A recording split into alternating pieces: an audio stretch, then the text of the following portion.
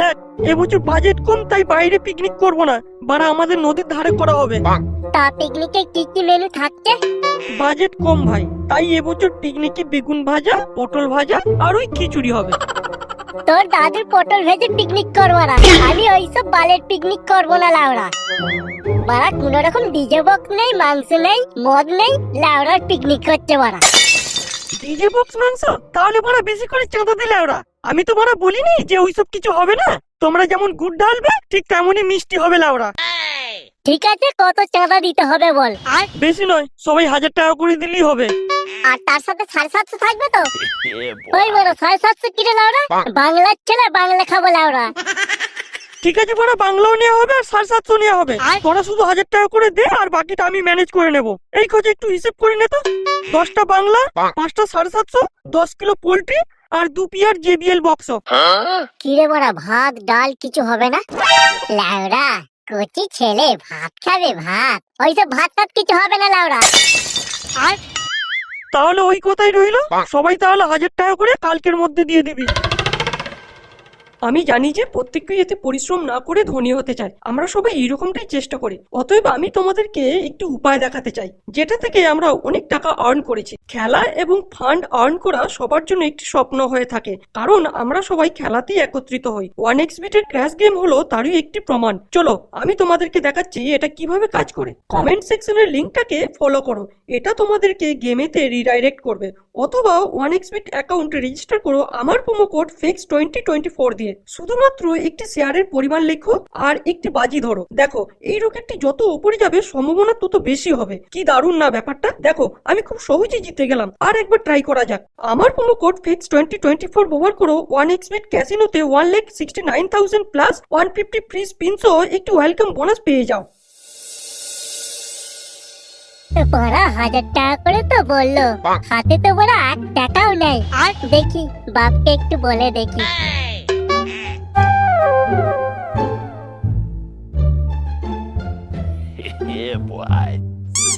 ও বাবা শোনো না। এই কি শুনবো রে? বাবা বলছিলাম কি, 2023 তো শেষ হয়ে গেল। কি হয়েছে তাতে? বিয়ে দিতে হবে নাকি তোর? কি যে বলো না বাবা তুমি, সেরকম কিছু না। আসলে সবাই তো পিকনিক করছে, তাই আমরাও করছি।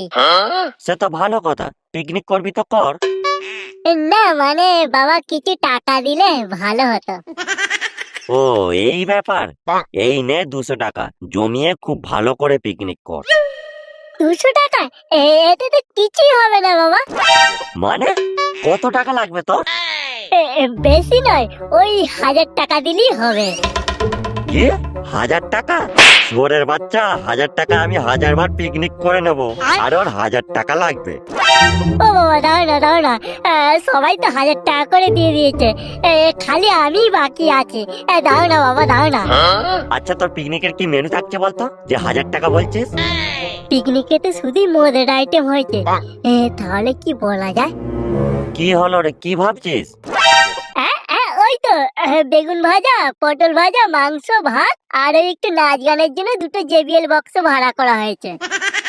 এটাকে পিকনিক বলে শুয়োরের বাচ্চা? এখানে কোনো মদ নেই, বাংলা নেই, কিসের পিকনিক হচ্ছে এটা? বাচ্চাদের মতো পিকনিক করছিস নাকি? এই নে ধর আরো 100 টাকা, জমিয়ে পিকনিক করবি। আমি ভাবলাম তোরা হয়তো পিকনিকে মদের ব্যবস্থা করেছিস, তাই হয়তো 1000 টাকা লাগবে। বেগুন ভাজা, পটল ভাজা এইগুলোতে 1000 টাকা লাগে নাকি? আমাকে পিকনিক করা শেখাচ্ছিস? যা শালা, আমি ভাবলাম অন্য কিছু আর ঘটে গেল অন্য কিছু। এবার আমি বাকি টাকাটা কিভাবে জোগাড় করব? আর একবার মাকে বলে দেখি টাকাটা দেয় কিনা। মা, ও মা, মা গো। এই কি হয়েছে রে? ও মা, আমায় 700 টাকা দেবে? কি 700 টাকা? সাতের গায়ে কটা শূন্য থাকে জানিস তুই? টাকা কি উড়ে আসে? তোর বাপ কি আমাকে টাকা দিয়ে রেখেছে যে চাইলেই আমার কাছ থেকে টাকা পেয়ে যাবি? তোরা দুই বাপ বেটা মিলে আমাকে কি ভেবেছিস? শালা সারাক্ষণ শুধু রান্নাঘরে পুড়ে মরছি, আর ওইদিকে কেউ টাকা দাও কেউ খেতে দাও, জ্বালিয়ে পুড়ে শেষ করে ফেললে আমাকে। শুধু তো তোমার কাছ থেকে টাকাই চাইলাম মা, নেই বলে দিলি পারতে। এতগুলি কথা শোনানোর কি দরকার ছিল? দেখ বাবু, আমার কানের কাছে বেশি ঘ্যান ঘ্যান করিস না, আমাকে শান্তিতে একটু কাজ করতে দে। এই শালা আমাকে কেউই টাকা দেবে না দেখছি। বাপের পকেট মারা ছাড়া আর কোনো রাস্তা নেই আমার।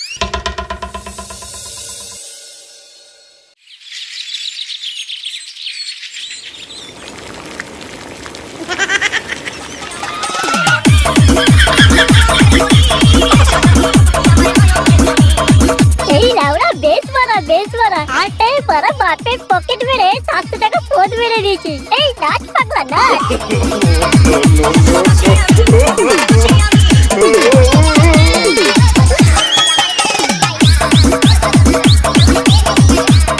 মারা অনেকক্ষণ ধরে ডান্স করছি, চল একটু বাংলা পেটে ঢেলে আবার নাচবো মারা। হ্যাঁ চল চল সবাই চল।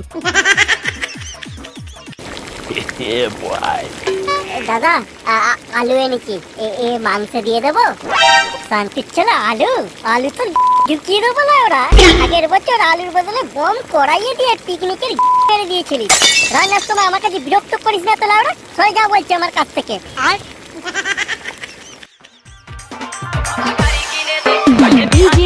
তাড়াতাড়ি দেখবো না, আমার আর তোর সইছে না লাউরা।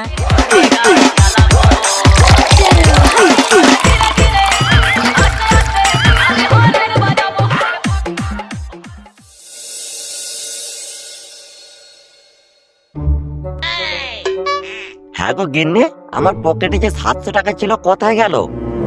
তোমার টাকা তুমি জানো, আমি কি করে বলবো? বলবো মানে টাকাটা তো পকেটে ছিল, উড়ে গেল নাকি?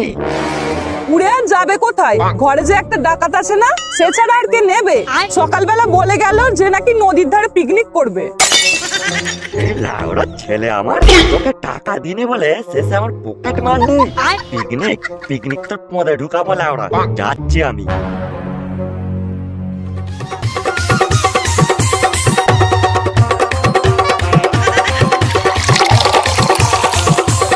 এই চোরের বাচ্চা, আমার টাকা কোথায়?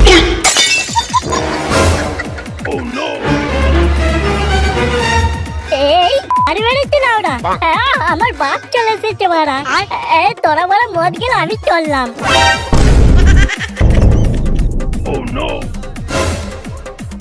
এই বড়া, ওর বাপ যেমন আমাদের কাছে আসছে কেন লাউড়া? আসছে তোমার কি হয়েছে লাউরা? ওর বাপকে আমরা ভয় পাই নাকি? ওর ছেলে বাড়িতে লাউরা, ওর ছেলের সাথেও বুঝবে। আমরা এখানে পিকনিক করতে এসেছি, মদ খাবো, ডান্স করবো, তারপর ঘর চলে যাবো। না পেক বানাতো দেখি। ও তাহলে এই ব্যাপার। 1000 টাকা চাঁদা দিয়ে তোদের বাংলা মদের পিকনিক হচ্ছে? হ্যাঁ হচ্ছে, তাতে তোমার কি লাউরা?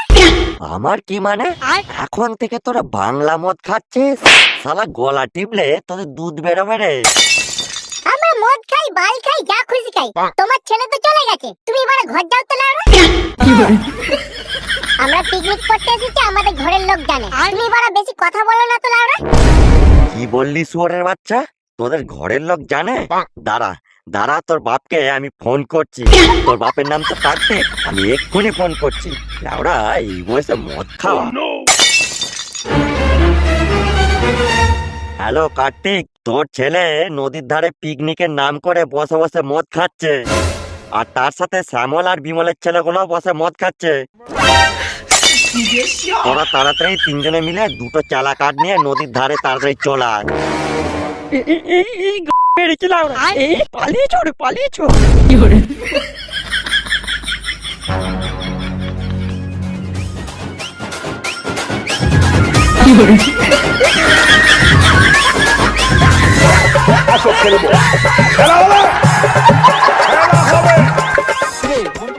লাউরা শেষে এই হলো।